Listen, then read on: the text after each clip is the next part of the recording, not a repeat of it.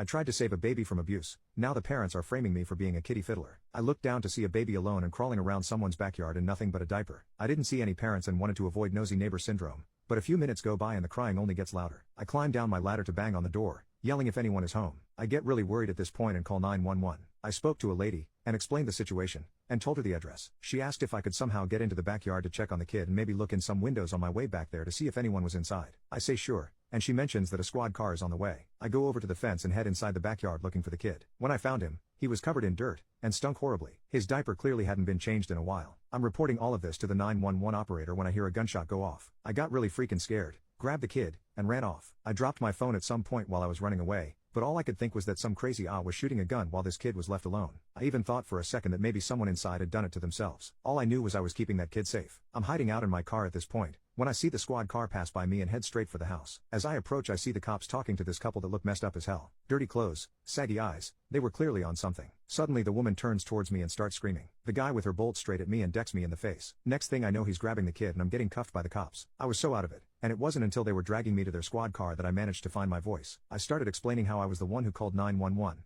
and I found the kid in the backyard all messed up. Someone shot at me, so I took him to safety until they could get here. The woman comes up, tears running down her eyes, saying their baby was not in that horrible condition when they last saw him. I said, yeah, no poop, because you left him outside. She starts insisting she would never do that to her baby, and that I must have done something horrible to the kid after stealing him right out of their backyard. The guy admits he did shoot at me, but because he saw me stealing his child. I tell the cops this is crazy, and they can just check with the 911 operator about the whole thing. The cops shoved me in the car and said they'd check my story, then went back to the parents. A few minutes later, both cops get back into the car and drive away, leaving the kid with the couple. I started freaking out, asking what was going on, and why they were leaving the kid with a couple that obviously ignored their child. They told me to shut up, and that a disgusting pig like me didn't deserve to speak, that I'd get my day in court, and I'd suffer in jail for what I had done. I told them I didn't do anything, and to check with the 911 operator again. They told me no one working right now got a call like mine, nor was there anything reported in the system. They took me in and booked me. I called my girlfriend, and told her to get me a lawyer ASAP because I was being accused of something I didn't do. I was in the holding cell for not even an hour before the others in the cell with me heard what I had been accused of, and I got severely beaten. They had to take me to the hospital,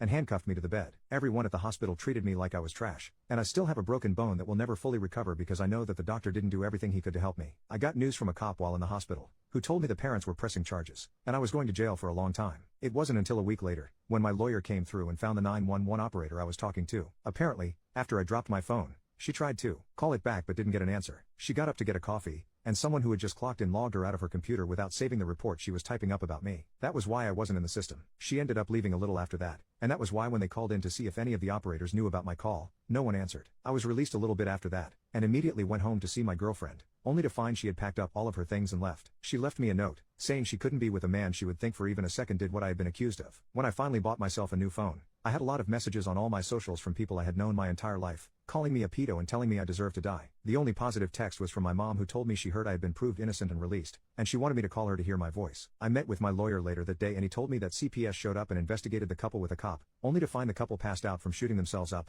and the baby, once again alone, in a soiled diaper. They took the kid into foster care and the couple got arrested. Their charge against me was dropped. He said I still had a court date, where the operator would have to testify about everything that happened, but that it was all going to be okay. I doubted that, since a lot of people in my life were still refusing to talk to me. Apparently, even if you are proven innocent, the feeling of disgust doesn't just go away once you've envisioned someone having done a horrible act. I can't really blame them, but still.